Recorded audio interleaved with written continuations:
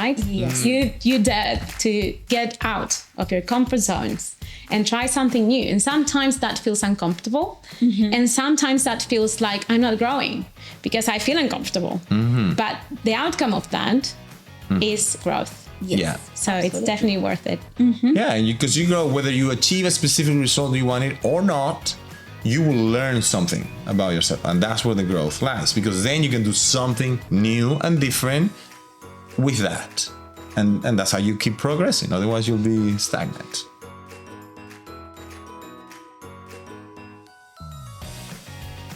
We're here with Maria Alejandra and Elias, a powerful couple that I met 2 years ago here in Brisbane, Australia.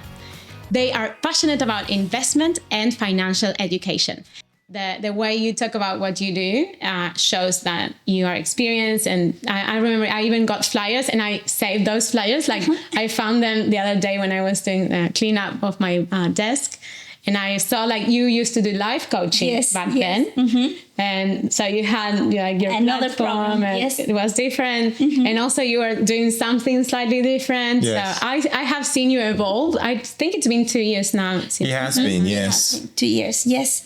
It's we have never been static. Since we started the business, we cannot say we have been doing this for 3 years. We have been doing this, but we keep adding things. Or one of the power is looking at what is working, what is not working, and also listening to what we really want and what's our desire, and then shifting to that way and going to that way. Yeah, and I think you use the word evolve, like we've evolved and we progress. I think that's key too. As you do some things, you learn as well. As you teach something, you learn maybe a new level of it, and then you realize, I need to improve this, or I need to add this new skill. Or you work with other people, or you hear other people. We attend events as well to learn from others, and as you do that, then you evolve, and once you grow, then you need to do things differently. Yeah, you see things different, so you start acting different. Exactly. Right. But I wonder if those shifts were intentional, or was something that just happened to you and then you just redirected what you were doing? They weren't intentional at all. Actually, usually we start the year thinking, okay, this is the way we're going to go. But something happens, or you meet someone, or you have that feeling that this needs to change.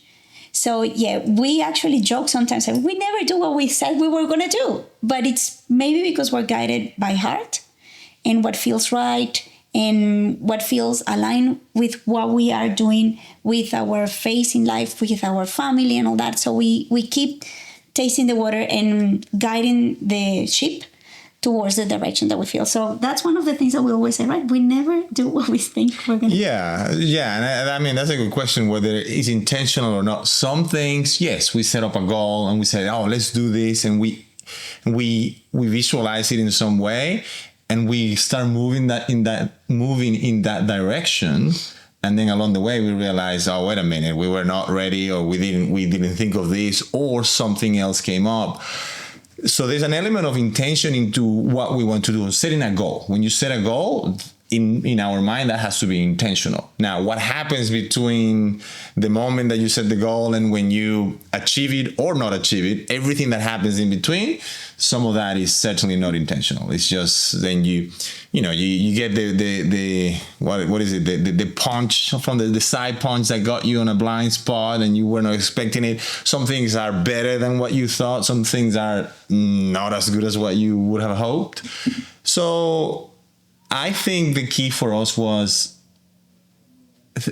things happen in life, and we learned that we have two options. We can ignore it. Well, more than two options, probably. You can ignore it and pretend that nothing has happened and put it under the rug kind of thing, kind of ignore it, forget it, like turn your eye the other way. Or you can stop and learn from it and say, okay, what is this teaching me and what I want to do about it now? And then start doing those things that you think you need to do about that. And if there's any other option, it's probably you don't ignore it, you don't confront it. Sometimes you resist it. You know it's there, but you pretend that if you keep doing the same thing, it will go away. And it's slightly different than ignoring it. Yeah. But those two options, ignoring it or resisting it, doesn't really allow you to do something new or to move forward. But if you decide to look at it and become aware of it and take the time to choose what to do about it, then that's when things start shifting. Right? Because then you're like, okay, I need to do something now.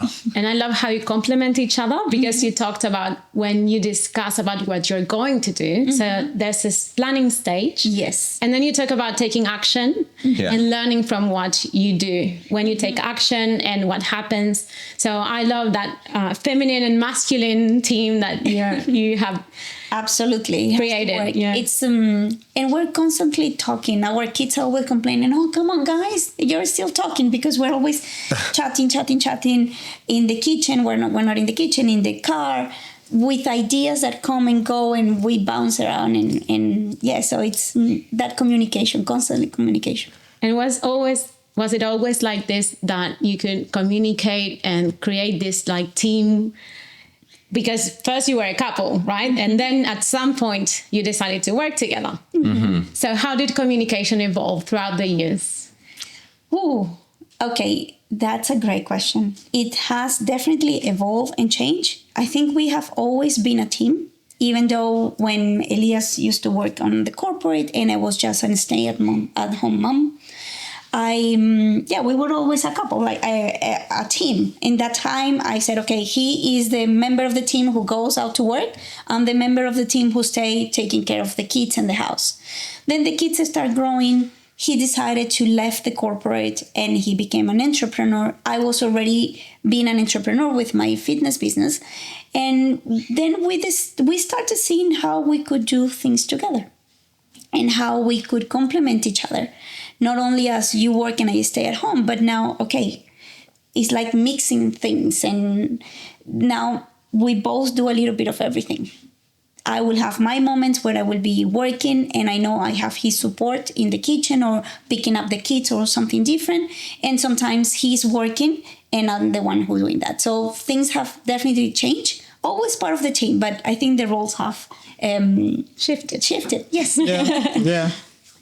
Yeah, I guess I have to agree with that. We've always been, I don't know, I think I've always said I'm very fortunate for many reasons, and Maria is one of those reasons. I think we've always been really well connected from the get-go, but we didn't know what we didn't know. So we thought, like she just said, that, okay, I had to do this thing, she had to do that thing, and that worked for a while. But then again, it's like what I was saying before. Sometimes you do some things a certain way, and it works, but you get tired of it, or you discover a new way, or you have a new dream, and then you realize that this way is not going to take you to that dream. Somehow I think that happens to us over time, whether it was her saying that she didn't like certain things, whether it was me saying that I didn't like certain things, like my job, for example. Like I was probably, for 15 years, every day I would almost... I would not like my job to the point that I got resentful about it. But I never did enough about it. It took me 15 years to gather the courage and do something about it. So when I took it to the extreme and it's okay, it's time to do something. So Maria was always there on my side saying, okay, what is it that you want to do? Let's do it. And then that's how we ended up coming to Australia. That's how we ended up leaving the corporate world and opening businesses. And then one business, she had a business in the fitness world, and I was trying to figure out what to do. I have some ideas around investment. So we've always been investing, but for ourselves. Now we've developed that to say, okay, we can help one person other than us. I started with my dad, and then my sisters, and then my brother-in-law, and then my mother-in-law, right? So little by little, it's like, okay, we can do it for ourselves, we can do it for our families. Who else can we do it for? And maybe we don't need to be on a job that we don't like, because we're discovering that we're capable of adding value through this other passion of ours. So one thing leads to the next one. So I think, yes, back to your first point, without intentionally knowing or planning what each step is going to be like, but it's just a decision of, okay, let's just keep moving forward because this doesn't feel right. Let's do something else. And if we communicate, then we can support each other that way. Is it always perfect? No, it's not always perfect. That communication sometimes is challenging, but again, then you keep moving forward, and the next day is going to be better if you allow it. So what piece of advice could you give to a couple or even partners who are working together, and how can they communicate better in their day-to-day life? Okay. You want to go first, or you want me to... You can talk, and then I'll... You just gave me an example, right? Yes. You check each other, like, what do you want? Yes. Absolutely. And that's part of it, right? I mean, there's and it's not a... I don't know what the silver bullet is in terms of one thing that will solve all the communication issues. I don't think that exists. I think it's always like everything evolves, right? So our communication evolves, our needs change. So maybe I know how to talk to her about some things that we have experienced, but if we're going to have a brand new experience, maybe I don't know what her point of view on that is, or what are my triggers about that. So it's all about being mindful first as to, okay, what does this makes me feel, and how can I communicate that to her? I'm not saying by any means that I'm a master at this, but I'm learning from experience that when I'm not mindful and I don't take the time in to process what I'm experiencing, what I feel, and what I can communicate to her, or what I want from her, or what I need from her, or what she might need from me about that situation, that mindfulness, that moment of thinking, connecting, feeling, okay, and then being compassionate about, okay, how this could impact her. So it's that moment of reflection and calm and knowing. And if you don't know, or when I don't know, one thing I always know, which is that I can count on her, right? And she may come at me, maybe a bit mad about something or whatever, but in the end, I know that's going to pass, and I can count on her, and she can count on me. Whether she knows that I can count on me, or whether she knows that she can count on me, she'll tell you in a moment. But it's just that. It's just knowing that you are in it together.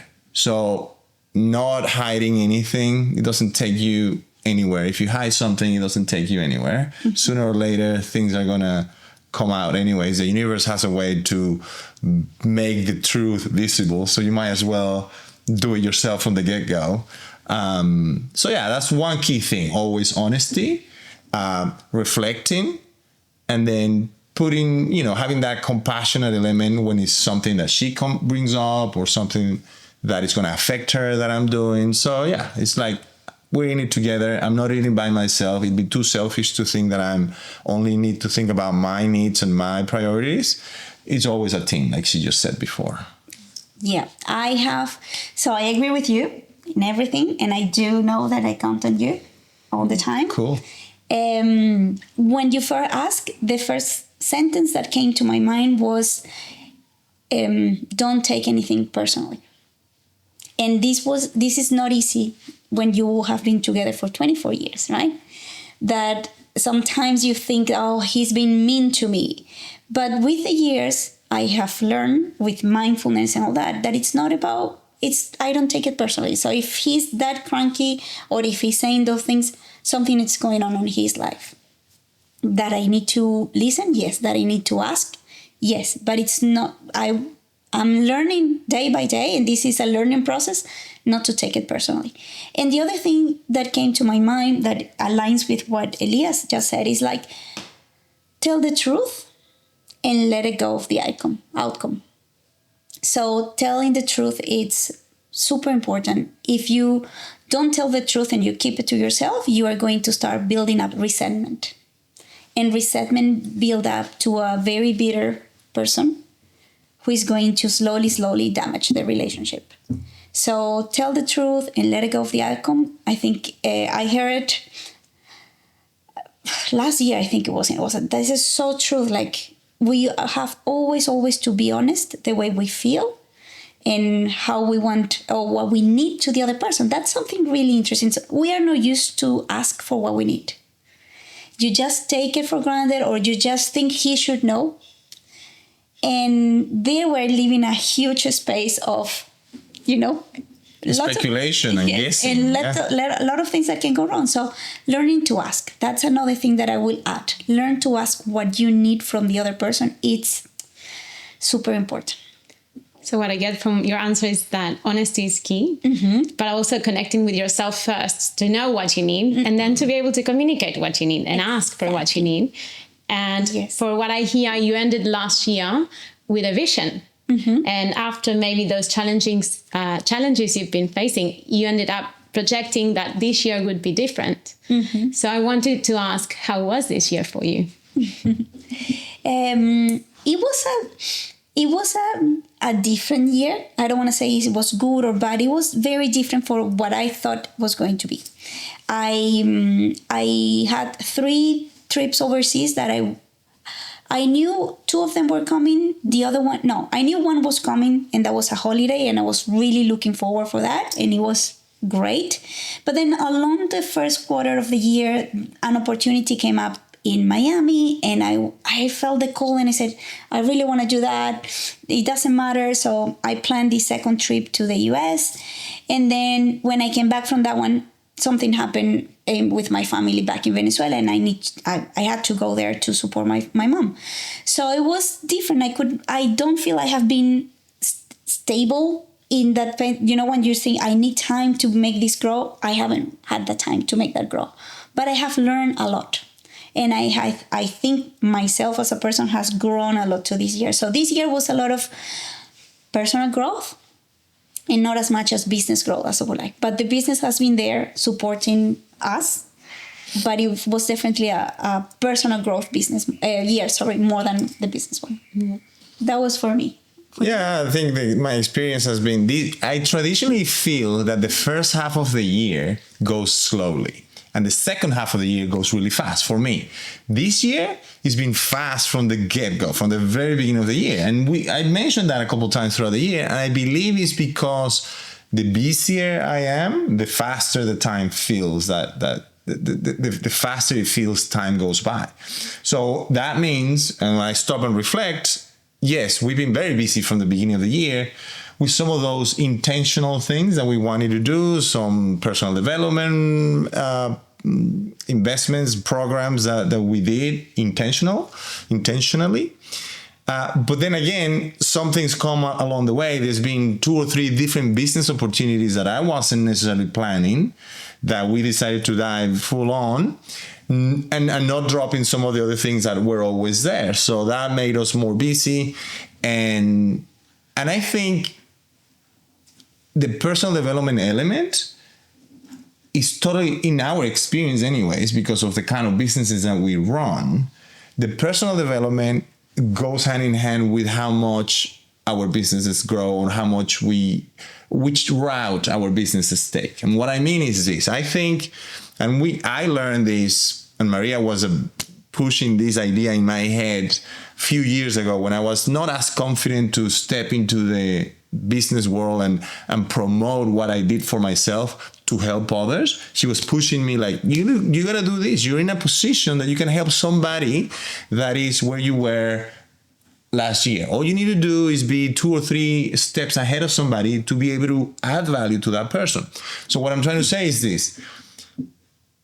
What I realized over the last few years, because of her insistence and persistence, I think I've seen it happen this year. Like I can now see it, I've experienced it. And it's this. You are most qualified to help the older version of you, right? So, and that's obvious, right? That's what we just said. 2, 3 steps ahead, I can teach somebody something or give them support or help them figure out something that I've gone through. But what has happened is because we've gone through so much intentionally personal development, and sometimes not intentional, like those examples you mentioned for yourself this year. If we grow, if we have personal development, if we grow as a person, then imagine the older versions of you that you're leaving behind. So all of a sudden you're able to help more and more and more people. So your business, or at least the opportunity to add value through your business, increases.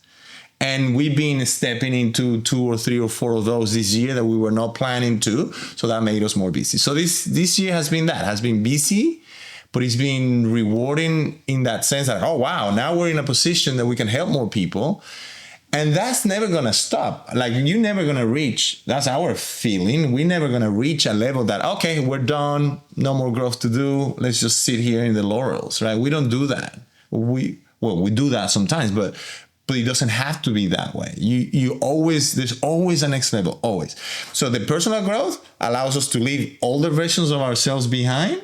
And those are people that we can now help. So if we decide to step into that, we have more to do in the business, and that keeps us busy. And yeah, that's where we're at now, I think. And in that sense, it's not that your business didn't grow, because you're able to give more value to more people. Exactly. So I was wondering, how do you measure growth? Because it's also about positioning your brand, making a bigger network, like connecting with more people, or even overseas, building your community, studying your social media or your podcast. So there are so many things that they are not only revenue, and I know you love numbers, and for you investment is big, but it's not only investing money, it's investing time and energy and getting a reward out of that. So I was wondering which moments this year were more rewarding for you. I have something to add in there, that yes, we measure growth with numbers, we measure growth with more presence in the social media world or more network, but I also measure growth when I go through one situation that before it will trigger me like hell, and now it doesn't trigger me.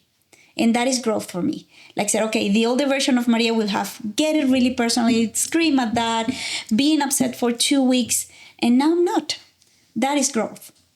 So we are constantly checking, and that's when he was talking about the personal development.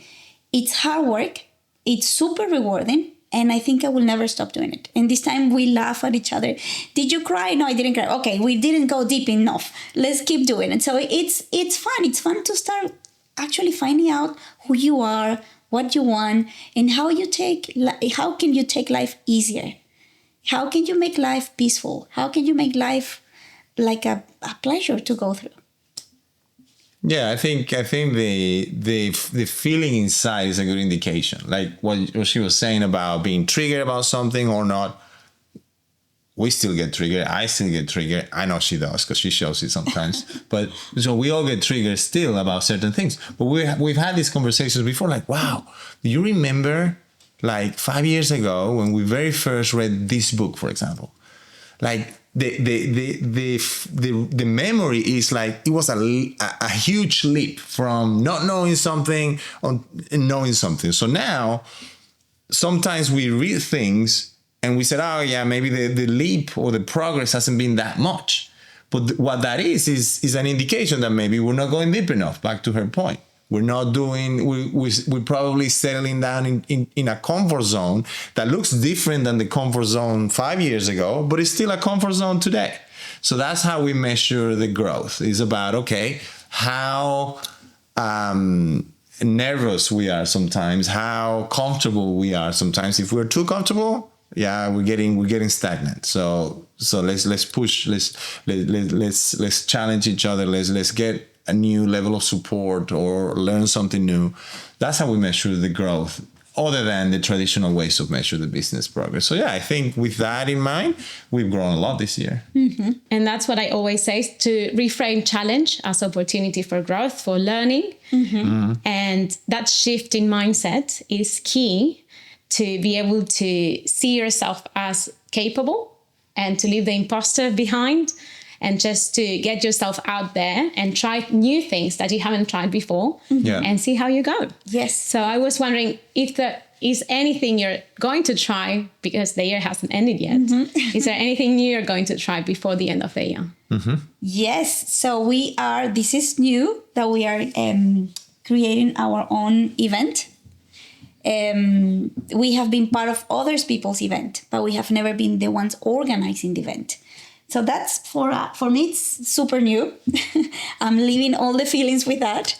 What about you, Elias? Yeah, no, that's certainly a big one. And that was one thing we said, because we decided that not too long ago, and we said, there's still time in the year to do something one of the things that we wanted. And that was one of the things we wanted. So instead, it would have been easy to say, well, it's kind of getting tight on time now. Let's do it for the next year.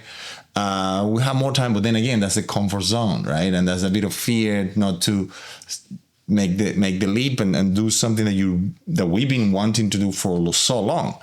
So yeah, that's one thing, one decision to say, let's do it. It may not be ideal in terms of the time frame, but it's possible. Something will happen where we can create something that will add value to whoever attends. So if one person goes and walks away with one insight, one breakthrough, one new idea, then we've done good. So why not do that? That's one thing. And then the other thing I think we've done this year is we've always been, not always, but let's say for the last 5 years, we've been attending seminars and personal development programs as individuals. Sometimes we go together, but it's about, okay, what can you learn? What can I learn? This year, we've been involved in a program that is more focused on the relationship as a couple.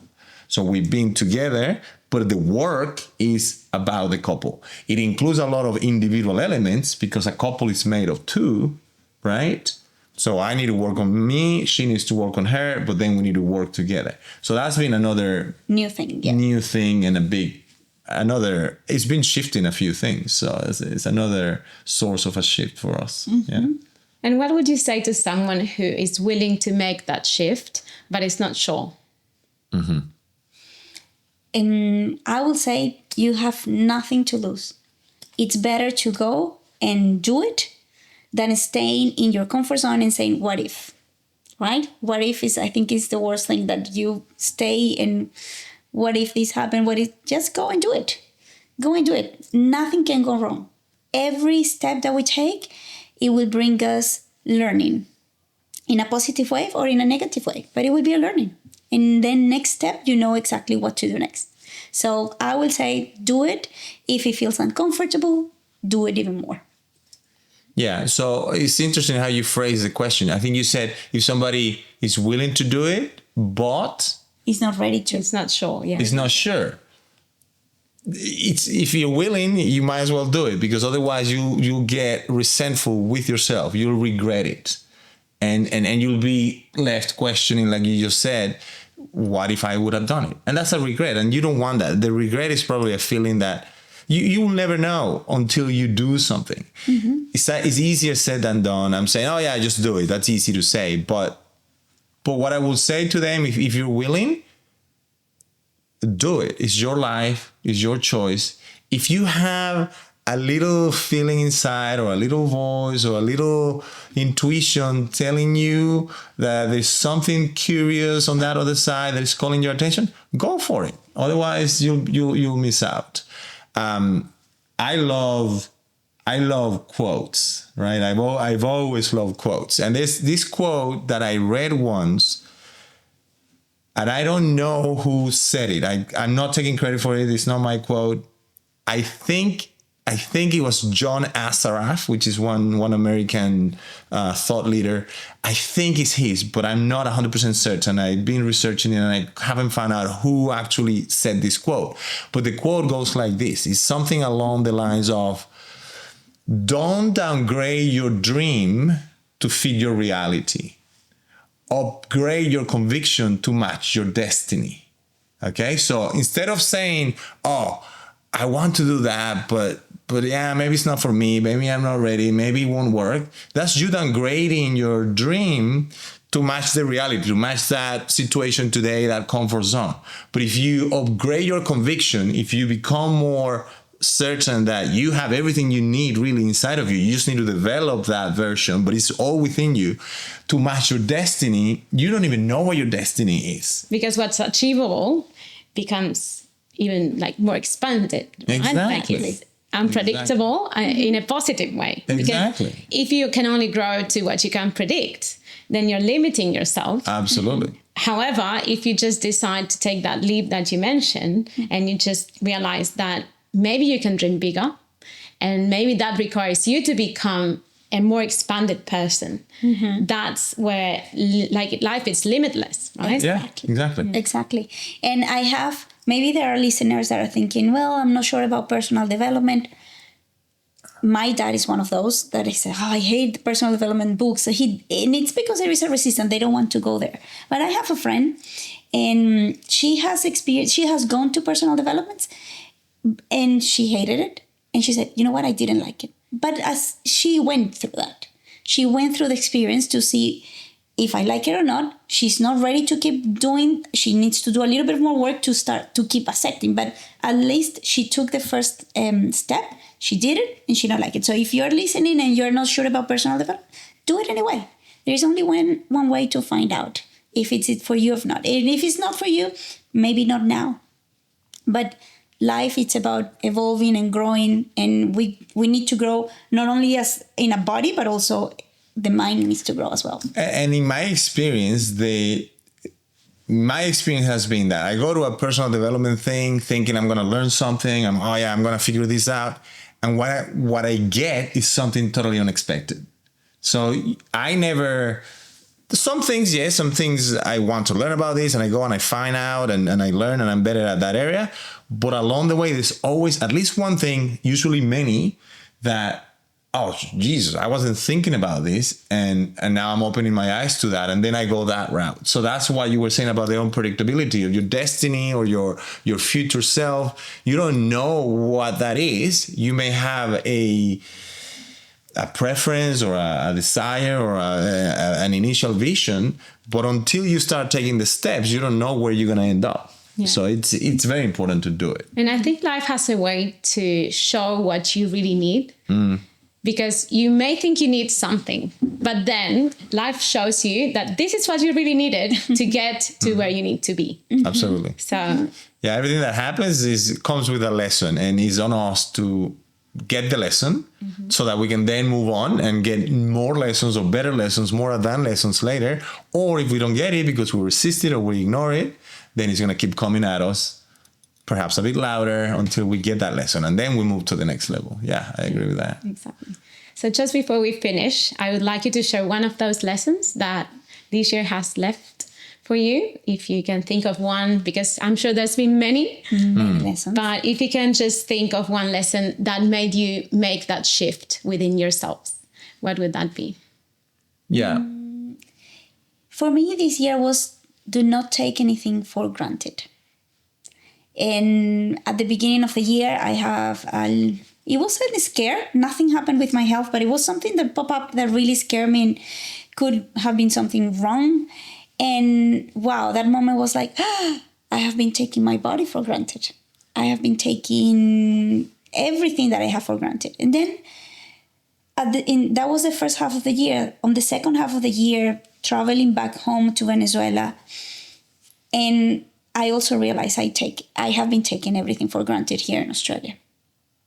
So yeah, that would be one of my biggest lessons. Do not take everything for granted. Be grateful for what you have every single moment. And gratitude is a practice that you often recommend. Yes, I do. And you forget. Sometimes you just give everything for granted. It's amazing, right?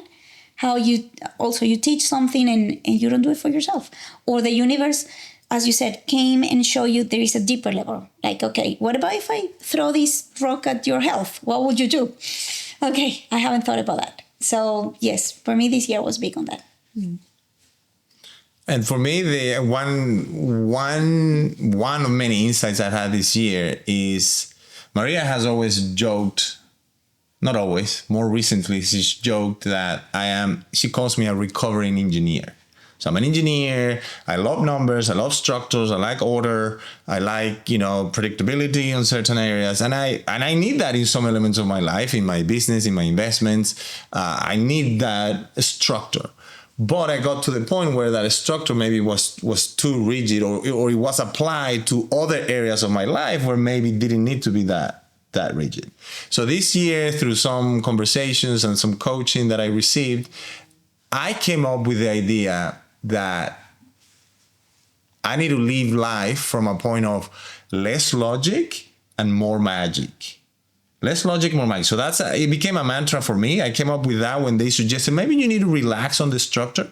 And it's true, because like you said before, the life throws you lessons, experiences, situations.